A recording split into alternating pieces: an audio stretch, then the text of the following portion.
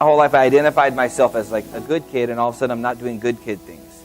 And so I ended up homeless. And one day I cried out, God, I can't help myself. Please help me. And then I moved in with the Paulsons. Was there for a while, a few years, 4 years, and I met my wife, who was leading worship. The best thing that ever happened to me.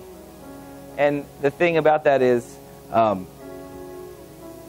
know that I would not be close to the person I am without her. And I know people say that. And it's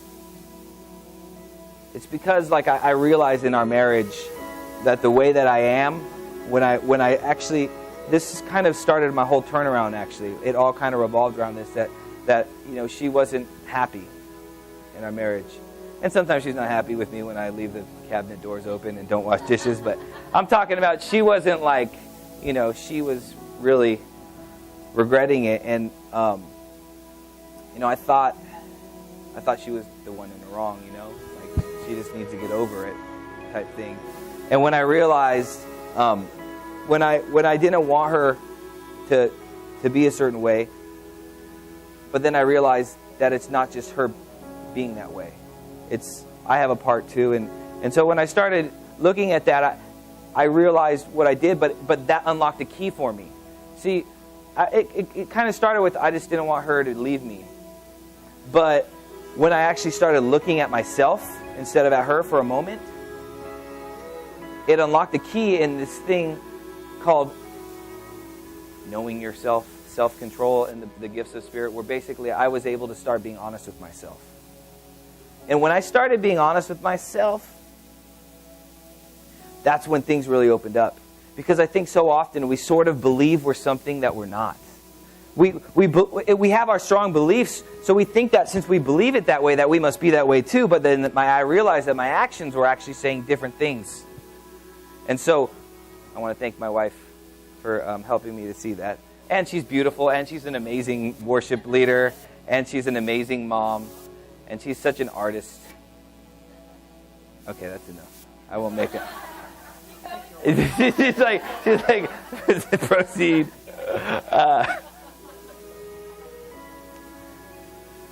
So, let's go back to about a year ago.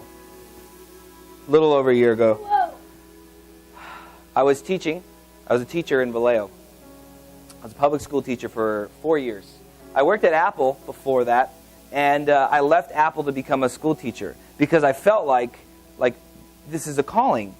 I downgraded my pay, right, to go be a teacher because I felt like, yeah, this is what I'm supposed to do. That was about 5 years ago. So fast forward last year, I am worn out. I am burnt out. I'm sick. I got diagnosed with ulcerative colitis. And in that time, I'm not saying now, I'm saying at that time, I was diagnosed with ulcerative colitis, and it was just a manifestation of what was happening inside. I was miserable. I loved being in the classroom and teaching students. I loved it. I taught in Vallejo, which is like an inner city area, very high poverty area. And there was this one kid who he was my worst student. He was by far. I think he threatened to stab me once. He really did. He was a student that not only wouldn't do his work, he would actually be the one distracting everyone else from doing their work. So you can turn the music off now. And so he was distracting everyone else from doing his work. And one day I noticed he was playing basketball in his socks. So I was, went into lunch. Sometimes I watch a kid play basketball and make fun of them that they're not good because, 8th graders think they're literally the best things that there are in the world. And so I would make fun of him. But this kid had socks on, and I didn't want to make fun of that. I would make fun of them if they shot a shot and they thought they were good. But I want to make fun of them for something like having those shoes. In that kind of area, there might be a really good story or a really sad story about it. And so I asked him, what's going on? Why don't you have shoes on? He's like, my mom was going to buy me some shoes, but she bought a phone instead. Like, these are some of the type of parents that we have out there in Vallejo. And so I talked to my friend who worked at Nike, and we got him a pair of LeBrons. and it was like a $150 pair of shoes. And I remember he didn't know. Like I got his shoe size one day because like, man, you got some big old feet. What size shoe you wear? Like so he went. I told him to be like, what size shoe you wear so I can buy you some shoes, right? And so I pulled him out of class one day, a different class, on my prep period. And when he came out, thought he was in trouble. He's like, "What'd I do, Mr. Traina?" Like he immediately thought he did something wrong.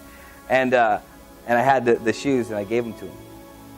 And I said, I just want you to know that I care about you. And he teared up, and he was really, like, I'm telling you, like, he was like 8th grade as much as a thug as you can be. Some of you guys, maybe if you're from that area, you might know what I'm talking about. There's 8th grades that think they're super like gangster, but they're still 8th graders, they're still like kids. But that said, he was on that path. And so that was January when I gave him those. And so that would be the beginning of the semester. By the end of the school year, he had the 2nd highest grade in the class. Yeah. And so, thank you. And he like that's a lesson there just with a lot of these kids that are struggling. They just need someone, and probably it's important the fact that I'm a male, because a lot of these kids, they don't have fathers. And they don't have a single authority figure in their life that is positive. They basically, in their mind, they see the police as authority figures, and they're negative because they arrested their brother, and they see a judge as an authority figure, and they're negative because they put their brother in jail, right? But so they don't have authority figures that are male that really care. So when someone does, the response is amazing. And so, anyways, that shows what I loved about teaching, right? I loved the student-teacher interaction. I hated everything else. I don't know if any of you guys have any experience in the school systems, but basically, paperwork, administration. I didn't hate the parents, but you know what I mean. Like, they weren't exactly perks of the job a lot of the times. It was wearing. And then the worst part about it, and I say the worst part about it, and it's not because of the physical thing, is the money. Because here we were, I had a master's in education. I left the job at Apple. And in the summer months when I wasn't working as teacher, we had to be on food stamps. Like, we were in a government-subsidized apartment. All I wanted to do was be able to have a home for my kids, play in the backyard, to be able to own some property in the city that I just invested so much of my time in, and it was impossible. And it's sad that teachers struggle that much. Teachers really deserve more, And people don't really realize what's happening in this country. That there's a massive shortage. That actually from 1970 to the year 2000, the amount of students that studied education was 12%. So 12% of all college students were on track to become a teacher. Now, that number's 4%. That means that the pipeline of teachers is reduced by 66%. That is an epidemic. That is a problem. And now, like Arizona just passed legislation where they basically said anybody can be a teacher. They don't need a teaching credential. They don't need any education experience. All they need is a college degree, which these days college degrees are pretty easy to get, right? You can just go online and basically pay like $20,000 and get one. I got my master's from online education, and I can tell you right now, it's really not that challenging. And it's sad. Like, I would just go log in, type in a thing, boom, I got myself a master's degree, But San Jose State, when I went there to get my bachelor's, that was challenging. I was living with the Paulsons at that time, and that was like 25-page paper, like it was like doing work. No offense to the online schooling. It's great. You get your degree to do the work that you want to do. That's great. But the point is, there's a problem. And so that was something that was under my skin. I'll come back to that in a little bit. So I was miserable at work. And I just couldn't leave it, obviously, because I needed the money. And I'm stuck and all this stuff, but I'm miserable and I'm sick. And I get this ulcerative colitis, which is a really serious condition. It's an autoimmune disease. And the doctors, when they diagnosed me, they're like, you're going to have this your whole life. You're going to have to take this medication your whole life. The good news that the doctors carry, right? And so it was just a sign of what was happening, just everything that. And so summer came, like it couldn't have come soon enough, right? And I was like happy, everything was good, but then the school year was starting again. and I was dreading it. I was dreading it. Like they say, you know, right now the number in schools in poverty area, 50% of teachers within their first 5 years burn out, and they don't teach again, right? And so there is going to be an underlying theme in that, and it's going to come back to your guys' dream. So basically, teacher burnout is a real thing, and I was feeling it. School year started. A few months in, there was an election, at the election time, and I was, at this time, I would still class myself as sick. I was sick physically, but I was sick in my way of thinking. Like how I am now, it's not the same as I was then. Something happened that just flipped all the switches on and changed everything. So at that time, I was still this argumentative person. And if any of you guys know me from before, I was a very argumentative person. Okay? And here's my wife can amen that. If any of you were on my Facebook pages, you would know that a lot of my posts were just almost like throwing it out there. But at the time, I didn't think of myself that way. I'm presenting myself like I was a big jerk. But most people that know me from the past, they would say good things about me. But the thing is, I had this propensity to debate. I was on a debate team at San Jose State. I was good at it. I made the finals and everything like that. I like to debate. And that was kind of the thing I would say. I don't argue. I don't attack people. I don't call people names. I just like to debate, right? That's what I would say. But I was debating everybody. I was suing my school. A couple times I sued my school, right? And then I was, debating with my wife. I was debating with just every single person. Like anywhere I go, it was like a debate. And especially during that season with the elections, it was so easy to get into a debate, right? And so, during that time at school, one of the students threatened. Oh, my thumb's stuck. Hold on. I'm gonna get. Hold on. I didn't know if we were going to have to get like a hacksaw or something like that. Yeah. Look at, they launched their ministries, getting his thumb stuck in the podium.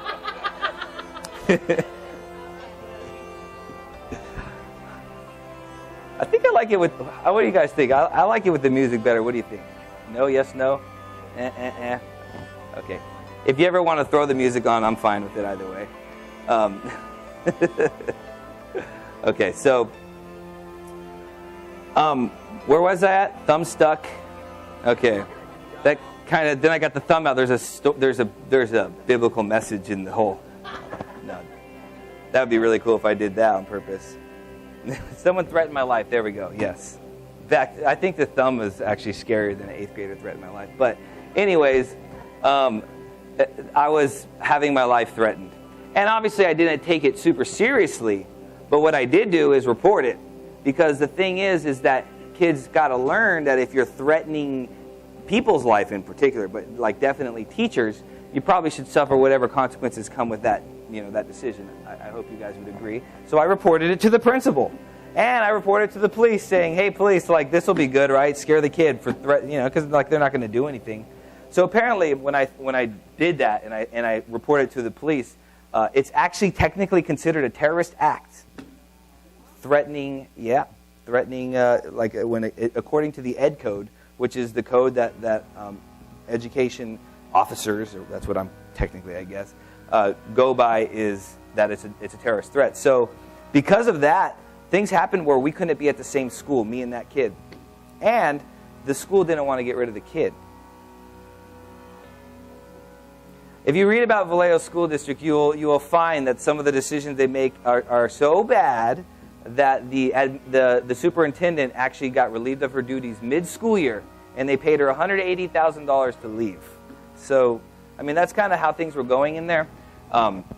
But at that case, they told me either we're going to send you to another school in the district mid-school year, which you don't want to go to a school mid-school year, because what that usually means is that there were teachers that were going in and out of that class, and by the time you walk in there, like the kids literally they're running the place, right? And so I said, I don't want to go to, I'm okay to go to my school. And they're like, well, the student's there and you guys can't be at the same school. I'm like, really? Like, you're not going to get rid of the student who threatened the teacher's life, but you're going to get rid of the teacher who has 150 kids who love him? So anyways, that's what they did.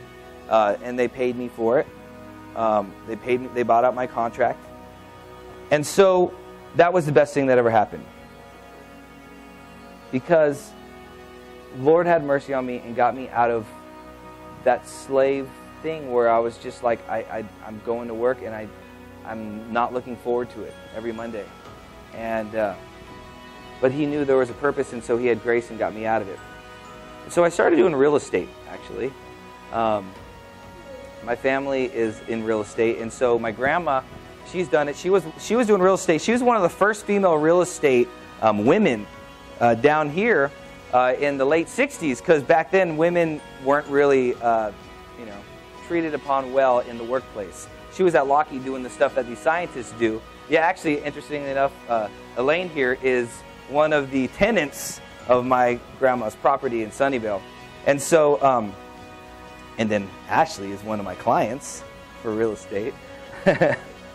And so, she was a really almost like a real estate mogul in the Silicon Valley as a woman before that was even a thing. And she's done well. And so I was like, I'll go into the family business, I guess.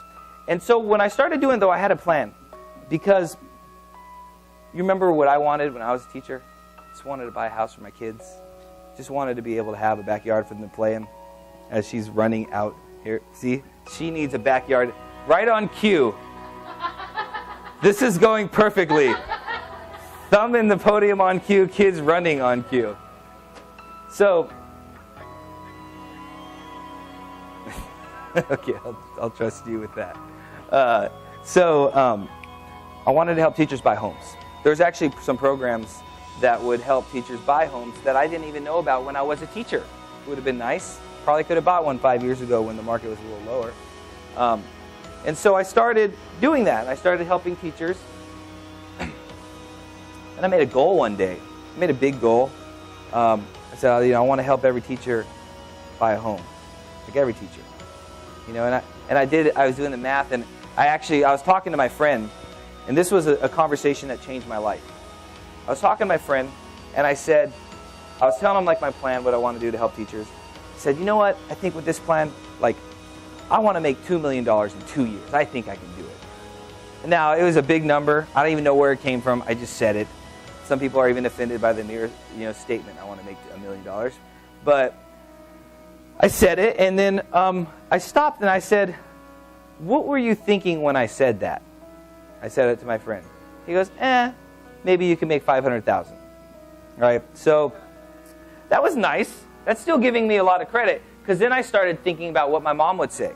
I started thinking about what would my cousins say, what would my brother say if I said I'm going to make $2 million in 2 years. What would they say? Thank you. So all of them would be like, you're crazy. Most of them would be like, you're only going to make what you make right now, which is teacher salary. You're never going to do anything other than that. She really needs a backyard. See? She's proving it. Okay. So I made that goal. But the thing is I started getting mad in my head at these people that weren't going to believe in me. Even though I hadn't even had a conversation. I imagined the conversation, and then I imagined their answer, and then I got mad at them.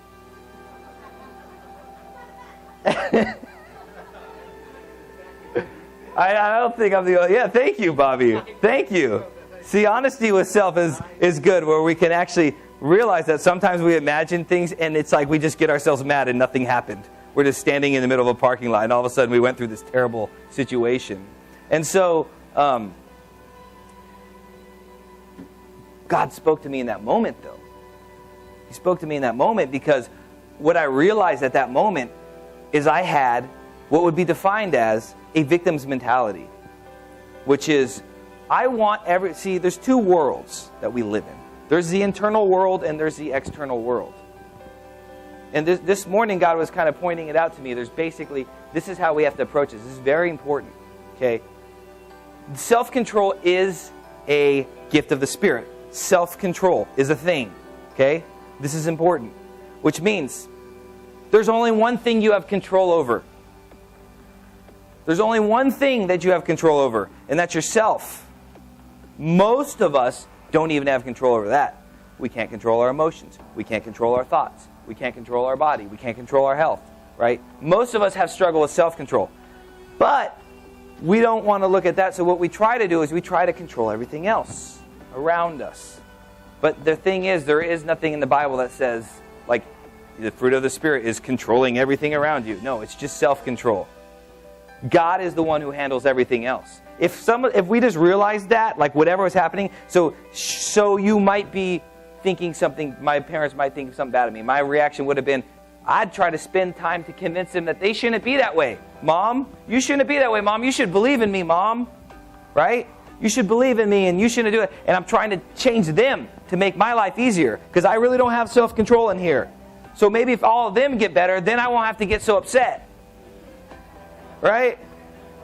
But the truth is, why am I getting upset? And so I'm skipping a little bit, but I was driving to Vegas with my friend. And this was right in this time where I just had that thought, that victim's mentality. And I was actually honest with myself. It's hard to admit like something like that. I have a victim's mentality. But then I started getting on a roll where it's just like, what else can I learn about myself that I can change, that I can overcome, right? It's about asking yourself questions, but not doubting yourself. It's about just keep on digging. Because you know what? Where is Christ? He's not out here. He's not out there. Christ is in here. The problem is we don't access Him because we have so much junk in the way. And we can't get the junk out of the way because we just go like this and go, it's not there. It's not there. Right? That victim's mentality. No, these people just need to believe in me. They need to change. You know? Nope. And so I was driving down to Vegas. He was moving there. That's my first time ever going to Vegas, actually. And we went during the middle of the week, which is like, it was like any other town. It was not lively at all. So that's my experience in Vegas. But we're driving there, and he was talking about this business. It's like, if you have a car, you can rent out your car. It's like you become Hertz Rent-A-Car, basically, with your own car. Kind of like the Uber, like that whole thing in technology where you can basically be a business just with what you have, right? So I was thinking, oh, you should do that. You should do that in Vegas because, you know, Vegas is all so close and you can just do it from your house. People come in the airport. And he's like, yeah. He's like, why don't you do it in Vallejo? I was like, oh, there's no airport by me. It's probably not a good idea. And he's like, you're wrong, right? So, you know, he's like, he didn't say you're wrong. He's like, well, why do you think that? Just because you think that, you think it's true? And I got mad. I got upset. And I'm like, why did I get so upset? You know, he wasn't trying to hurt me. He was basically actually kind of trying to help me. Like, why don't you actually think about it instead of just saying it's not going to work? Why don't you think about it? You know? But I got upset by that comment because he kind of disregarded what I thought I was definitely right. I thought I made a good point there. I'm not by an airport. It's not going to be good.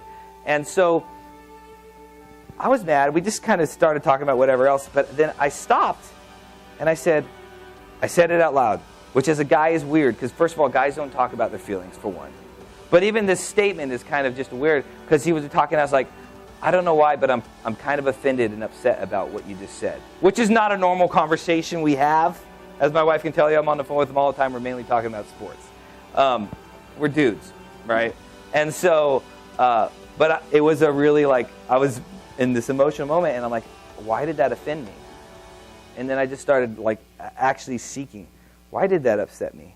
Well, because I thought I made a good point. Like I put some thought to it. I thought it was good. And I thought it was right, and he thought I was wrong.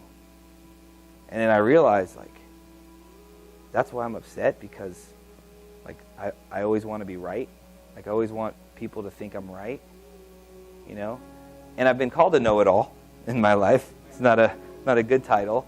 But, you know, I've been called that or whatever, but I just connected with the know-it-all is just sort of a label put on this sort of dysfunction, which is like an addiction to being right all the time.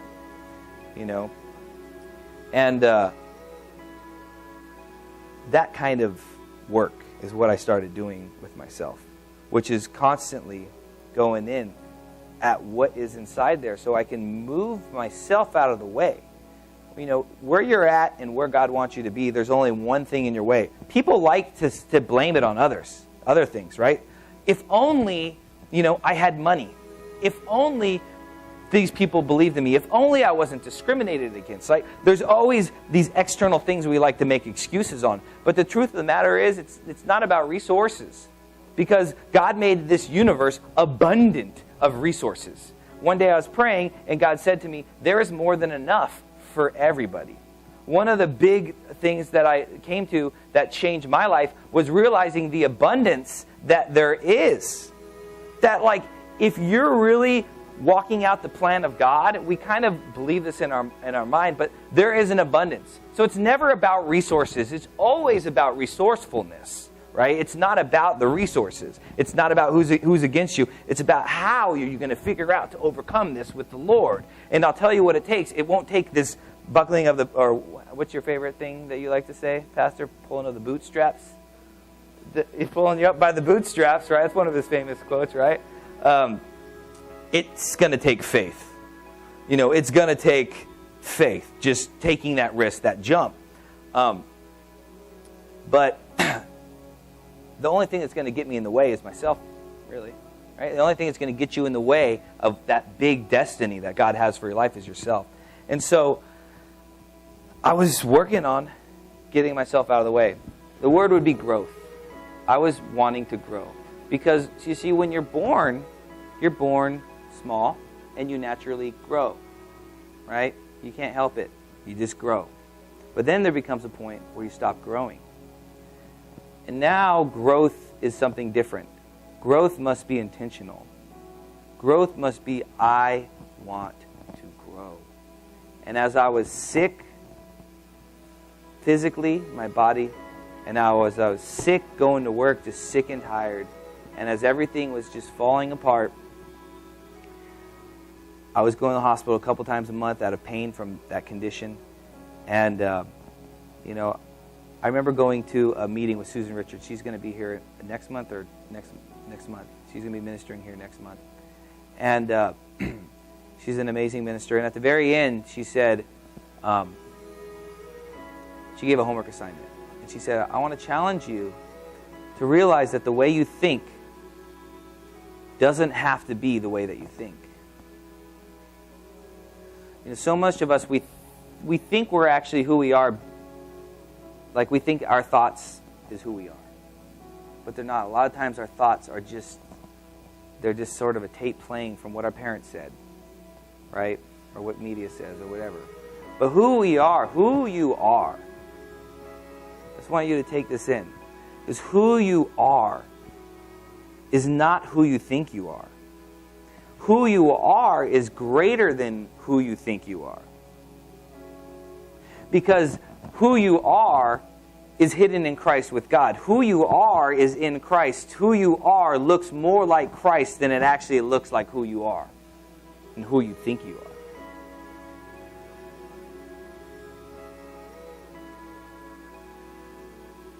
And so it's so important for us to change the way we think. And that's why when Jesus started his whole ministry, he went out and fasted for 40 days. He came back. His first sermon, his very first word that he said, do you guys know it? Repent, for the kingdom of God is at hand. I don't like religious words. I don't like the word repent because it carries a weight to it that I think causes us to misunderstand it.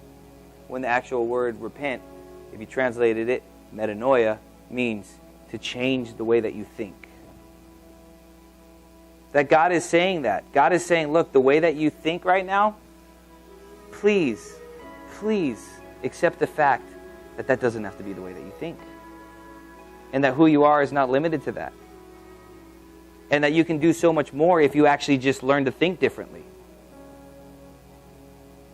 How do you think different? How do you do that? Because you're limited to the thoughts that you have.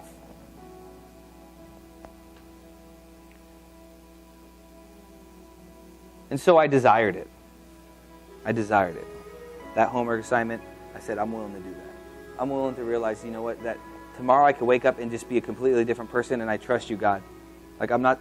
When the scripture, Jesus says that he who loves his life will lose it, that word life there is probably a word that it's the wrong word, I guess. It's not the wrong word, but it's a misunderstanding, because if you look at the Greek word for life, it's psyche.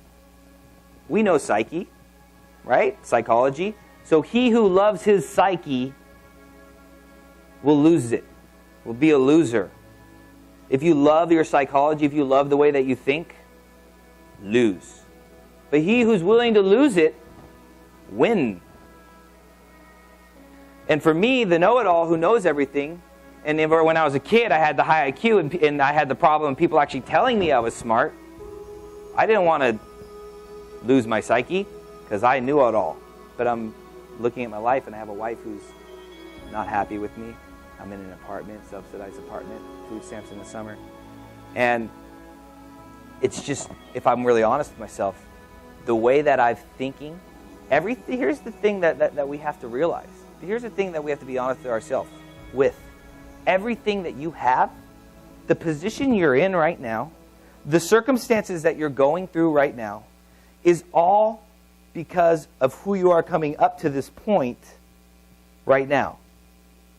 If we accept that, then we can say, and we don't want to accept that, because then we feel like, no, it's because of this, and because of that, and because of this, and because of that. We want to say that. But when we do that, we have nothing, no power, we have no hope, we have no faith. Then everything we're hoping on is that everything out here gets better. But guess what? Everything out here is not going to get better. It's probably going the opposite direction. Right? The world, the outside circumstances. So it's a whole lot better if we take Romans 8:28, which says that all things work together for good, that we realize that that's actually a mathematical equation in the Bible. All things, this thing plus this good thing plus this bad thing plus this thing, all that work together equals good. Now, this comes to a theological debate in people. I landed in a theological debate right now, which is, there's two people. I encountered one at Starbucks last week. I haven't encountered them in a while. But it's always fun. I used to argue with people, but I just like talking to people now. So there's two sides. When I say all things work together for good, this thing plus this thing plus this thing equals good, this bad thing plus this good thing plus this bad thing equals good. Some people, they want to classify all things as from God, right? So basically, they think this God is sovereign, and whatever situation I'm in, whatever I have right now, is truly from God. So this guy said to me, my brother had cancer, and he accepted the fact that it was from God, and he died, and he accepted it, and he was okay with it, because God is sovereign, and everything is from the will of God. So they take everything, and they're just looking at the thing, and they're saying, this is from God, this is from God, this is from God, this is from God, this is from God, this is good, right? And then there's the other people, the other side of things.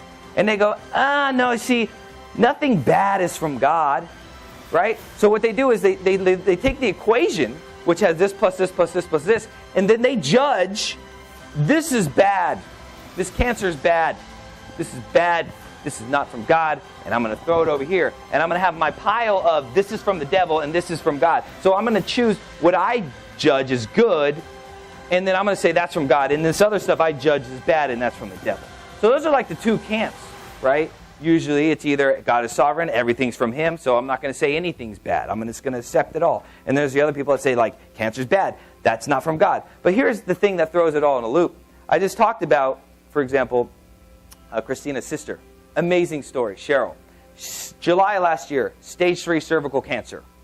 Stage 3 cervical cancer, doctor said, you need chemo, you need radiation, right? And you might need surgery to remove your whole reproductive system. You need to do this. You have a daughter. You have to get chemo and radiation.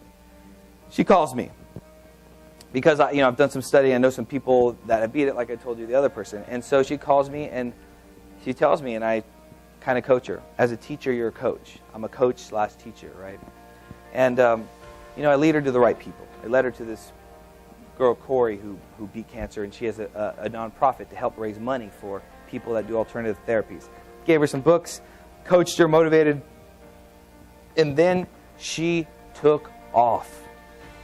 See, I kind of helped get the ball rolling, but the thing is, when she took it, she took that ball and she ran to Reading, and she ran like she was all over the place, and she transformed as a person.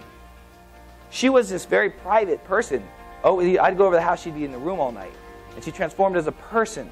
And she was doing the therapy perfectly. She was a fitness trainer. She had great discipline. She was drinking all the juices she needed to drink. She was doing everything she needed to do perfectly. She was like, if there was a picture child, a poster child of how to beat cancer naturally, it was like her. Perfect nutrition, perfect supplementation, perfect natural doctors, and completely transformed in the Lord. Right? That was July. She was doing that. December came. She had her test. We were like, this test is coming, and this test is going to mean she's not going to have no cancer. We're sure of it. The whole family was supportive of her because she told the family, look, I'm going to do this natural route. If it doesn't work, if it goes the wrong direction, then I might reconsider. Everyone was on board. December came. Everyone was hoping it was going to be great. Test result came back. The doctor said to her, your primary tumor has grown. And so she called us, and it was discouraging, to say the least. It was almost devastating because it just didn't make sense.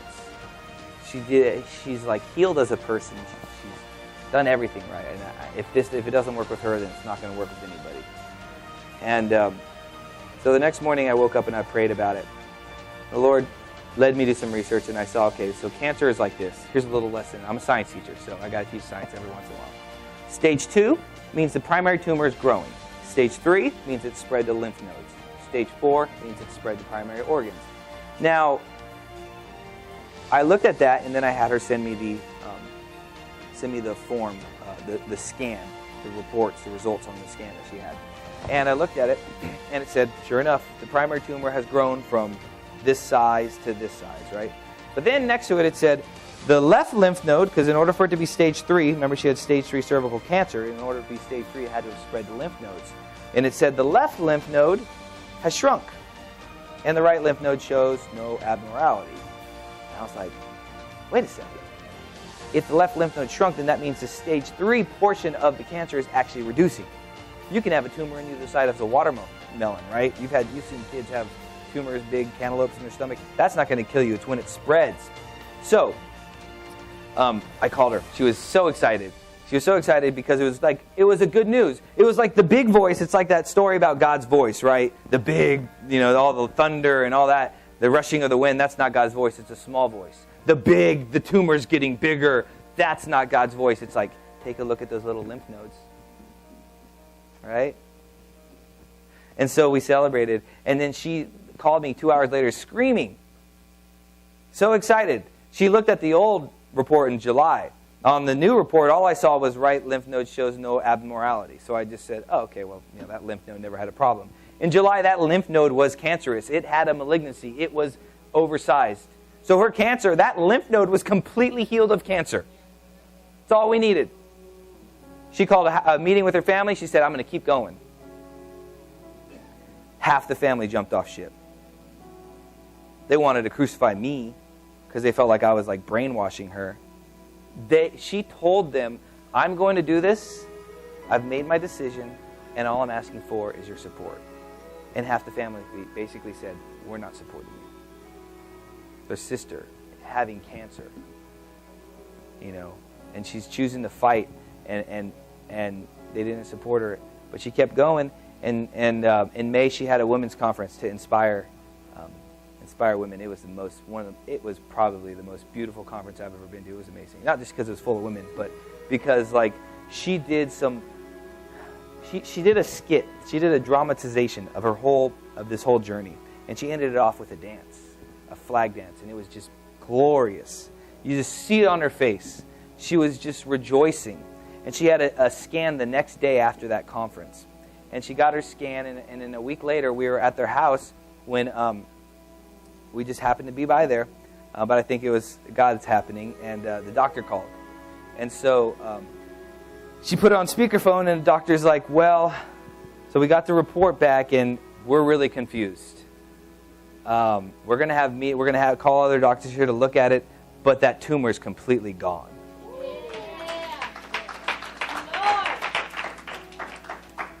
And so I don't know where I was going with that, but it's just one of my favorite stories in the last year. just helping people and then seeing them just do amazing things. And so for me,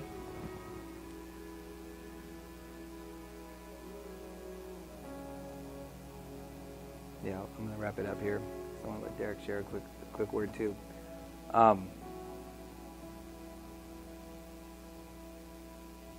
Yeah, I was doing real estate and I wanted to help teachers. And one day I was driving to Berkeley. I was putting in a lot of time in myself. You know, God said, you have to put yourself first and then put others in front of you. So many of us, we sacrifice ourselves, but we didn't even put ourselves first in the beginning of the day. Right? Because if you're first in line at a concert of 50,000 people and you give me your spot in line, you're giving me something good. If you're middle or last in line, you're giving me that spot, you're not giving me much. So it's super important for us to put ourselves first. What does that look like? That looks like waking up a little earlier so we can have our own personal time. And I know a lot of us, that might seem kind of dry. We try it and it's just dry. But I'm telling you tonight, if you want that dream and you find that dream, it's going to change your time with Him. And so for me, I found that dream when I was driving in the car, and He showed me a picture of a foundation to help teachers. It's called Teachers Deserve More. And He gave me a strategy and a picture of everything, of how this was going to play out, how I could help every teacher in America buy a home. And it just downloaded. I pulled out my phone and I just did a voice memo. I started recording it. And since that day, like, I'm living for that. I've built a foundation. I have a meeting with the Oakland School District in a couple weeks, you know, and I'm looking to roll out the program in Oakland. And it's just like every day I'm working on that, and I love it. You know, like, when you find what you're supposed to do, there's nothing better.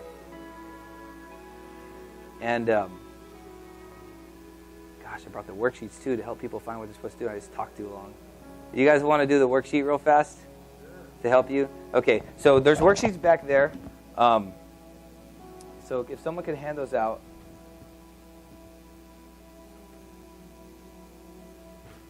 Turn on the lights in the room. We need some light. We'll try not to make this go much longer. I'm going to let Derek come up and share. No pens? Okay. Then I'll give you the worksheets and I'll tell you what to do. And so that way we won't use valuable time here. Homework? You got homework. If you really want this dream. Yeah. So I'm going to tell you a little bit about this, how this came. So I've been working on curriculum to help for the ministry, to inspire people to find their dreams. And you know how I practice it? I take a substitute teaching job near my city. So I go to Benicia, I take a substitute teaching job, I go into the high school class, and I try to practice my ministry curriculum. Right?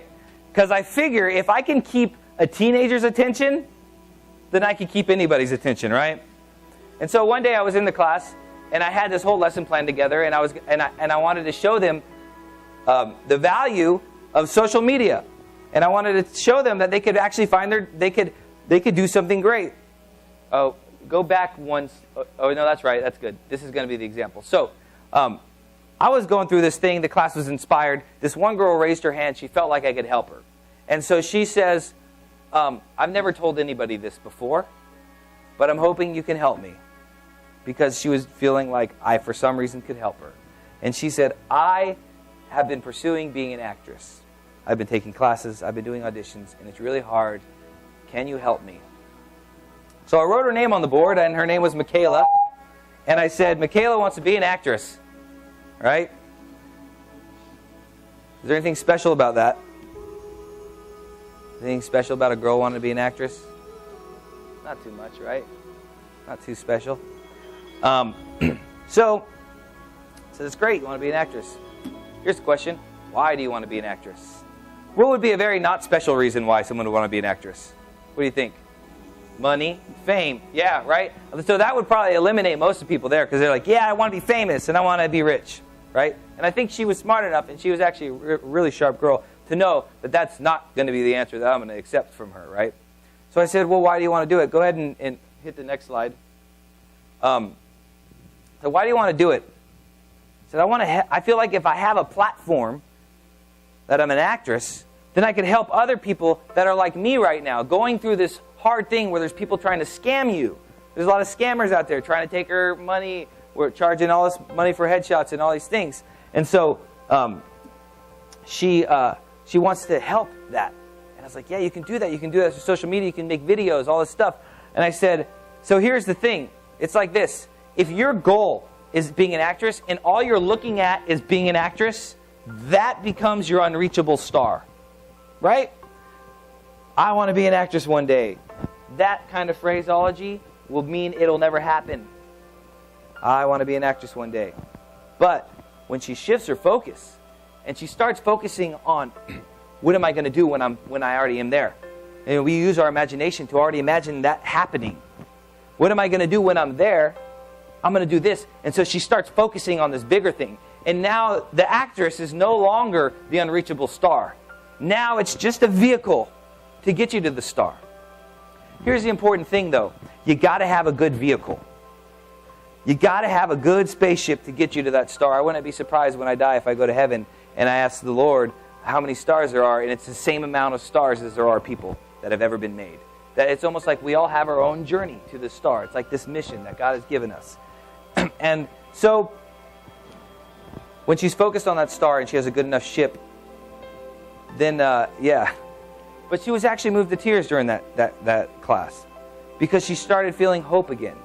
And she told her mom, and her mom sent me an email, and her mom asked me to be her talent manager, which is crazy. I've never done that. And I said, no thanks. So what's important here is, if it was me in the middle, my name's Chris. What do I want to do? Real estate. What do I really want to do with real estate? Help every teacher buy a home. Right? And when I started focusing on that, I got a passion. If I was just focusing on the real estate, not very passionate. But the real estate is a good vehicle because it really has no ceiling. So what I'm saying here is, most likely, that thing for you has to be one of your own businesses. It's really difficult to get to a star when you're working under someone else's dream. You get it? Like Mark Zuckerberg had a dream about Facebook. All the people that work for Facebook are working for his dream. That's great if you're young and you're learning. It's like a boot camp. But there's got to be a certain point when you got to go after your own dream.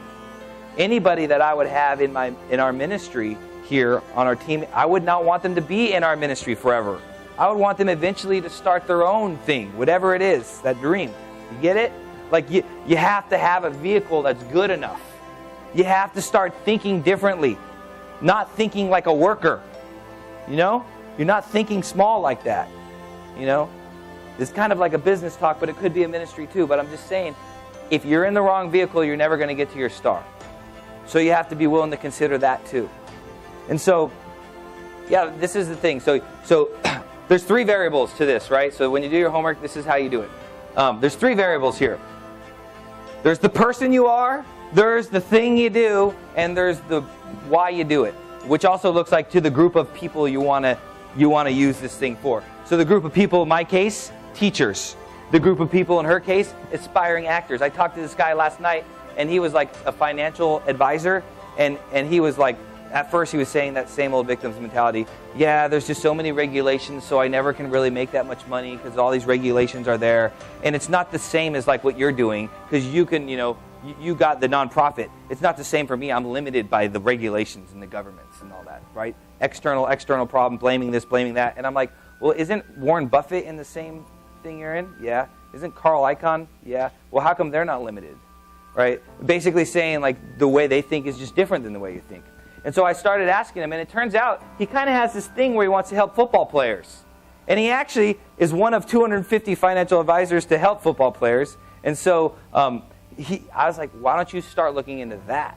And he was really excited. It shifted from I can't do it to maybe I can.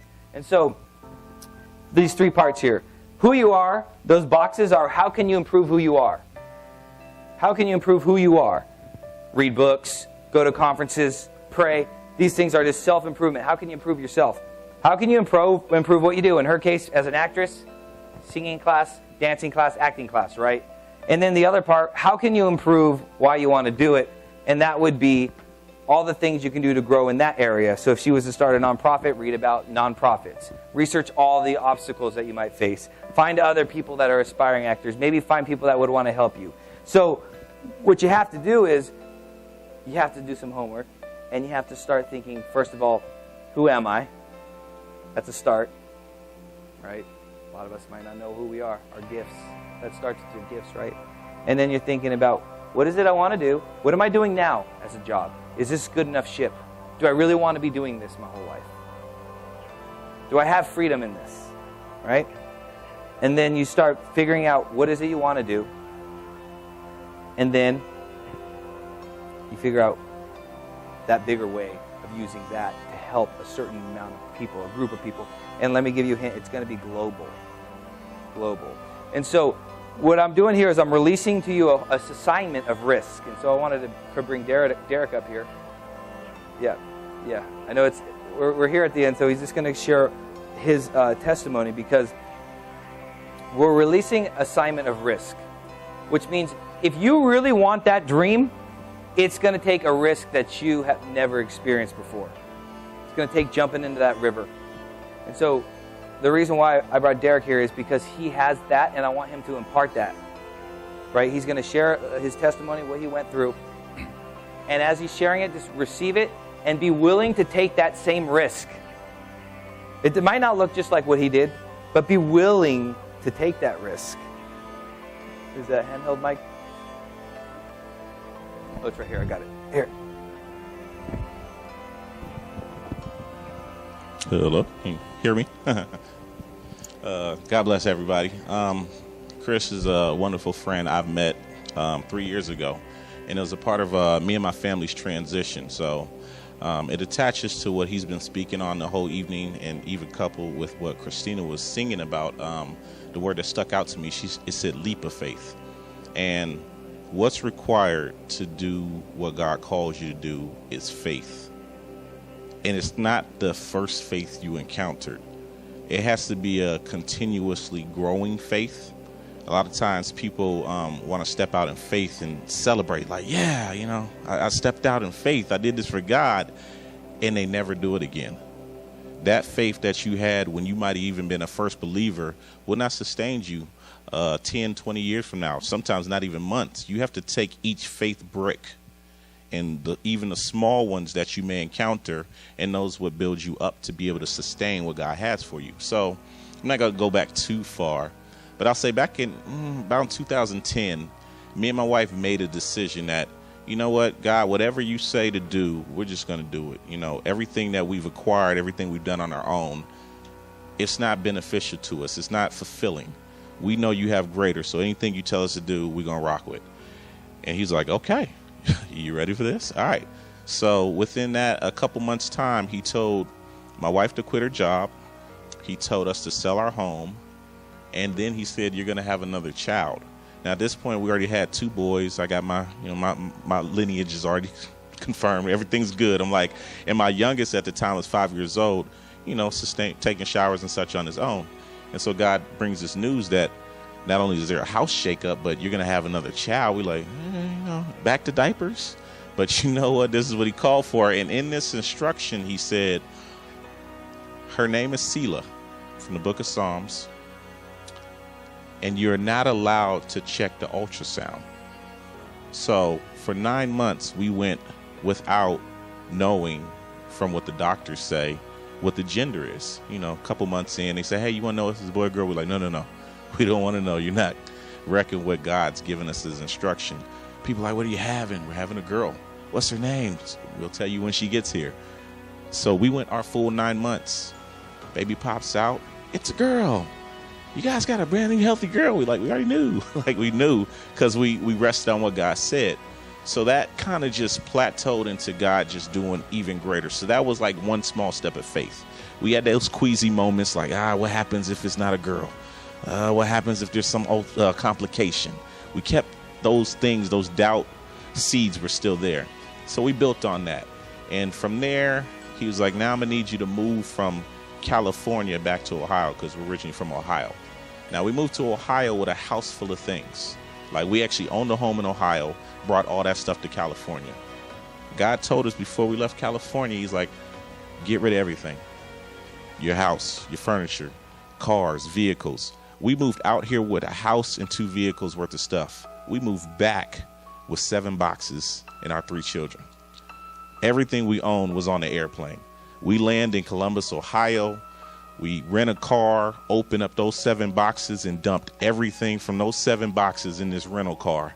So we got our 3 kids in the back, me and my wife in the front. The back is packed up like National Lampoon's Vacation with all the stuff.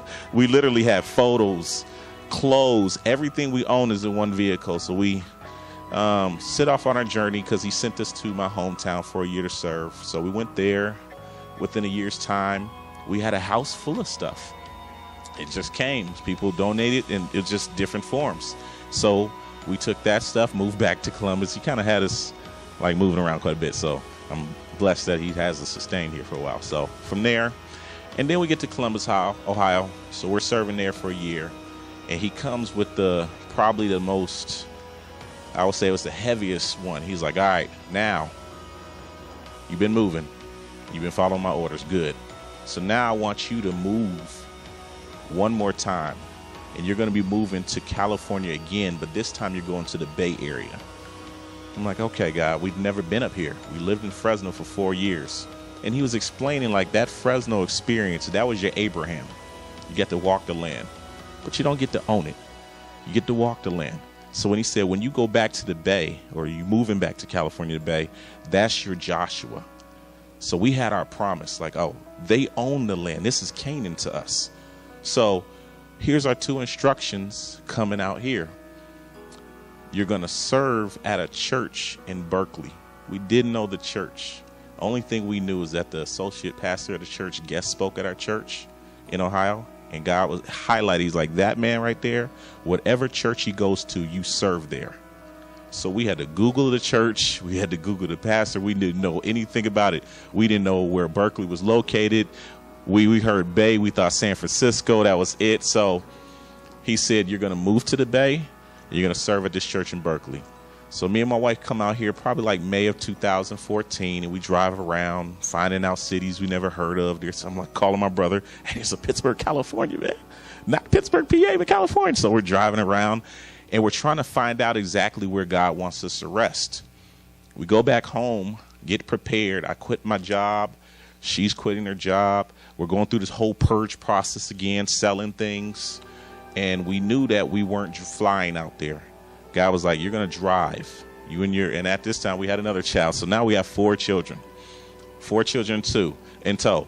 11-year-old, 9-year-old, 3-year-old, and 1.5, almost 2. God says, you're going to drive across the country. So he charted our course like, hey, stop in Missouri, stop in Arkansas, stop in Oklahoma, stop in Texas. He navigated that.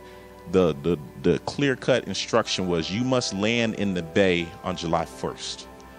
You must be in the Bay by July 1st. So June 30th, we stopped in Fresno, stayed with my spiritual brother, woke up the next morning, prayed.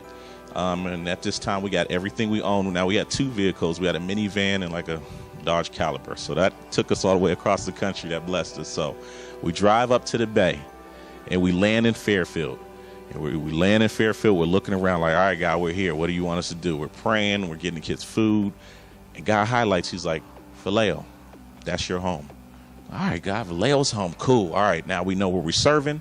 We know where we're going to live. So we go about doing the things that you're supposed to do, look for a job, look for a place to rent. We're hotel hopping at this point because, we don't have family up here. We've only been in the area a couple weeks.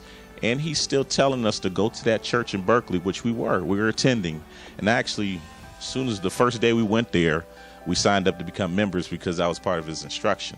So we're serving at this church while looking for homes and starting to get to know people. 1 week goes by, 2 weeks goes by. It gets about to the third week. Money's getting kind of short. Resources aren't around because we don't have family. And my wife has an inkling out of nowhere. She says, we need to clean out the van. I'm like, that costs money. Like, we need that for food. But you know what? If that makes no sense. And I'll give you a heads up. If you ever had an instruction or you had a thought, that's not a sinful one, but that's contrary to what you might decide. A lot of times that's God tugging you because he wants you to make a radical decision. So there's a radical outcome. If we look at all the patriarchs in the Bible, God sets up the story to where there's only one plausible outcome. That was him. So he'll do that often. He'll require of you to relinquish something that makes sense in order for him to get the glory. So my wife has this notion. So we go about cleaning up the van. And then the instruction comes that night. God says with clarity, you're going to have to sleep in your van. I'm like, oh, nah, God, you said this is Canaan. You didn't bring us out here for that. But as we sat with it and started really letting it soak and push pride, push confusion aside, he said, you must, and we received it. So the way God has it set up, along 80, there's no rest stops. In Vallejo or anywhere, it's not easy just to park somewhere and sleep in. People notice things. But right outside of Vallejo, there is one rest stop. There's none others in Vallejo or along 80. And it sits right on the north end of the town between Vallejo and Fairfield. And he was like, that's where I want you to rest. So first night we go about pulling both vehicles in. And if you ever been to that rest stop, they have a parking area. And then you walk down some stairs and then it overlooks the whole city. So we park our two vehicles. We got blessed, and I can go into detail about the vehicle that we had. It was one of those minivans where the seats fold into the ground. Like just prior to us moving, we had an older van where you had to take the seats out. So I'm like, oh God. So God had this set up like a year and plus in advance, because had I not followed the instruction to get the newer van, we would have been in a bad position because we had to lay those seats down for my kids to sleep. We would have had to take them out the van and leave them sitting outside, which was an indicator in itself, along with rain and terrain and such. So we fold the seats down, put blankets down. My three youngest are sleeping in the middle. My wife is on the back bench. My son's on the shotgun. I'm behind the steering wheel. And that was our sleeping situation. We did this for weeks. People did not know this even at the church we were serving at. God was still saying, like, I don't want you walking in upset. I don't even want people to know. They're not here. You're not there for pity.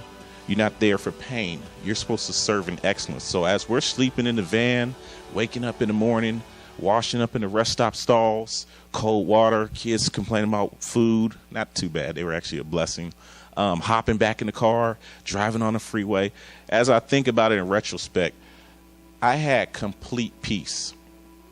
And that's another indication when you know that God's with you, because if there's something that's supposed to take away your mental ability to function, like I've worked 2 jobs, 3 jobs if I had to in the past to sustain my family, but this one I'm completely relying on God.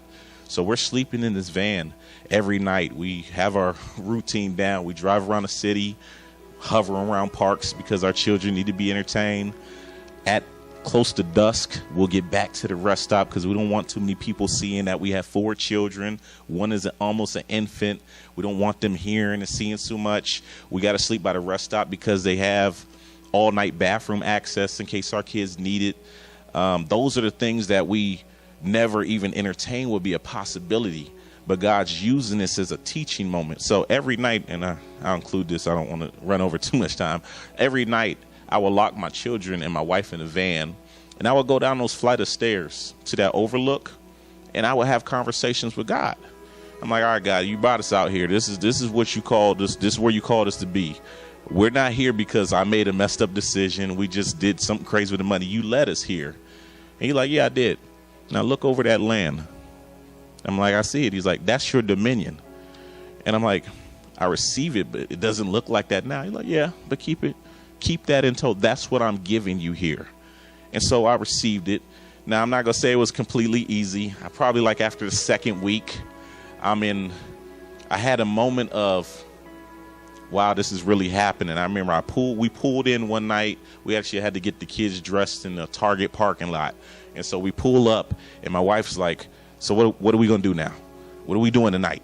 Are we sleeping here? Like, almost fed up. And I'm like, I'm feeling her pain. Kids are screaming because it's a long day. I'm like, you know what? I don't care. I don't know. So I hop out. I go down to my spot, and I'm crying out like, God, this is not right. This is not what you call. What do you want us to do? You didn't lead us into the wilderness to abandon us. Why are we here? Just give me an instruction, something to let me know. And it was silence. I'm like, oh, and I'm screaming, tears flowing. And in the midst of all that, I just happened to turn and like look over my right shoulder. And if you ever get a chance to just make a stop at that rest stop, you'll see the setup. There's like a hill on the right-hand side. And in the middle of me being upset and crying, I just turned and looked. And at the top of the hill, which is probably about 300 feet away from me, 300 yards, I look towards the top of the hill, and it's dusk, it's dark, and I see a bird. And it had to be the size, in my mind, it was like eagle size. But it was probably about a hawk or one of those red-faced vultures. It was hovering. You know how birds hover with the wind? You can tell they're doing that because they're kind of swaying, going up and down. This bird was stuck. And I'm like, it was so profound that I literally, like, I'm wiping my eyes and walking around trying to see it. It was suspended in the air with its wings out at the top of the hill. No up and down, no back and forth. It looked like somebody painted it and just stuck it there. And so I'm like, got it. I'm looking, and I'm trying to process it. And with clarity, God just said, be still. And then I internalized it. And I walked back to the car. I told my wife, I was like, with comfort too, I was like, we're going to be here. And my ease eased her. And it's like the car settled down. The children went to sleep. And so we did this for a couple of weeks. I'll be honest, the whole time we never ran out of gas. We never went hungry.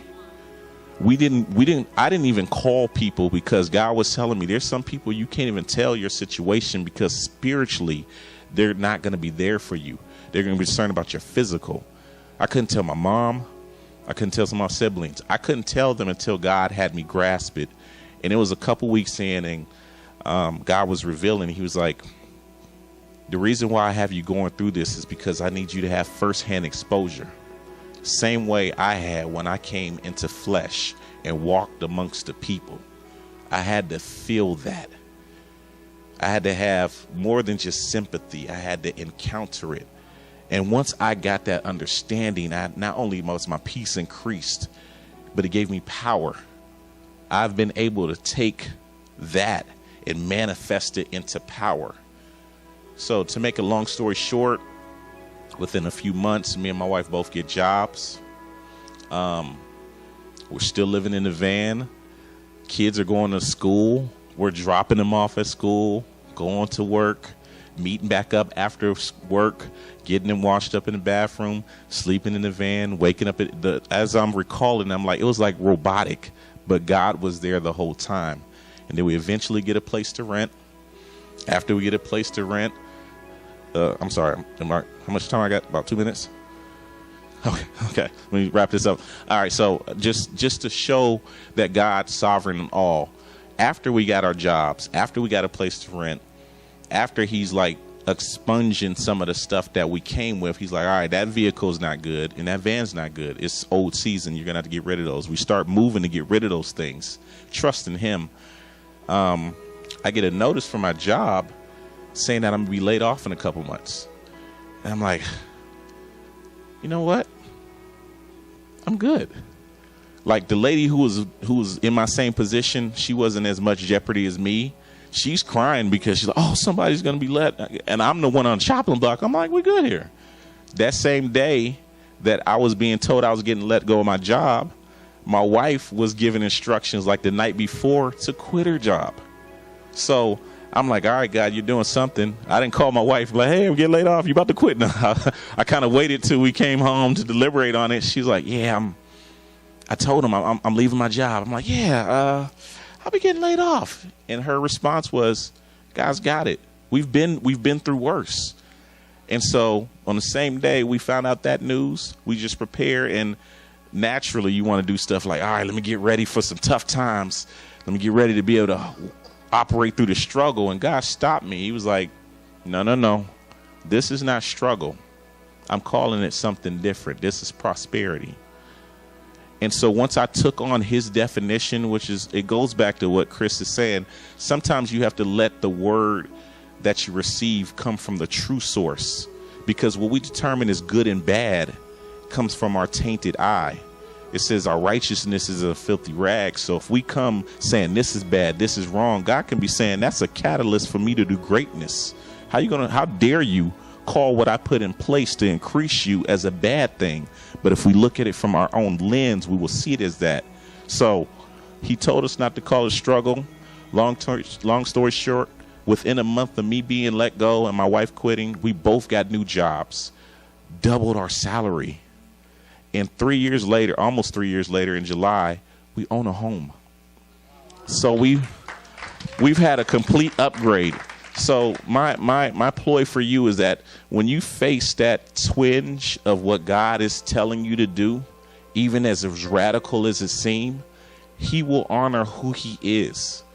He surmounts sometimes the adversity so he can get the greater glory. Our testimony built us, but it's for everybody we share it with. So I pray that not only do you have your own stories to share, but if you haven't had one in a while, check in with him. He has more he wants to do. It's a couple months. It's been a couple months since he's done something radical. I'm like, hey, it's about that time for my next faith leap, because I can't sit in this spot. It's boring, and at the same time, it's stagnant. I want more of him, so I'm going to give him more, even in my comforts of what I have. So I pray that God you allow God to do that greater in you, because, I mean, we can all share, and my testimony might be different from yours, but when we come together and we bring each side, we get a new aspect of God that he can't do it all in one person. So that's sharing what me and Chris do often when we talk. We just share what God does. So I pray that you're just receptive of what God's calling you to do. Amen. So I just want to end. You know, God told him to come out to California, and he lived in his van for 7 months with his family. And as a man, as a father, that's not acceptable. Like, you would look at that and go, if we're trying to judge what's good and what's bad, we would judge that as bad. Right? If we judged with what my wife's sister Cheryl went through with cancer, we would judge it as bad. That's how we would judge it. But if we asked Derek where he's at now, how does he judge that situation in hindsight? The best thing that ever happened. How does Cheryl judge cancer in hindsight? The best thing that ever happened. You see, the things that are happening to us right now that we're looking at and we're judging as bad, they're only bad if we stay under them. But if we overcome them, then those worst things that are happening in our lives end up being the best thing that ever happened. So we're not going to stand in the role of judge and try to eat from the tree of the knowledge of what's good and bad and try to judge every situation our way and say this is good, this is bad, this is from God, this is from the devil. That's not it. That's not where we find life. We find life in realizing that nothing happens to us, but everything happens for us, and that we really get what it is we are supposed to get when we overcome. When we overcome. No matter how bad the circumstances, when you overcome that circumstance, you will see how good that was for you. If you don't overcome it, you probably won't see it. So I want to challenge everybody in this room to look at the circumstances in their life that they've viewed as bad. Maybe it's a sickness. Maybe it's a relationship. Maybe it's a trauma. And instead of just sitting back there and trying to blame it off on the devil or try to accept it as this is okay because this is God's will, instead of either of those ways, what we do is we ask the question, How is this going to work for my good? And we overcome. Whatever that is. Whatever sickness. Whatever situation at the workplace. Whatever relationship. We're done sitting and pointing fingers and saying this isn't right. And we're going to actually start doing something. And when we start honestly looking at ourselves, God's going to place in you something new. And it will look like what Derek talked about, prosperity. It'll look like doing something big, like the Teachers Deserve More Foundation. Like becoming an actress that the whole world wants to listen to and all she wants to do is help. Because the greatest among all you is a servant. And when you find out the people that you're supposed to serve, that's when you're walking in greatness. It's not a vague understanding of serving. It's not serving your church. It's big. It's global sized. And you have the capability in you to do it. I'm going to end on this.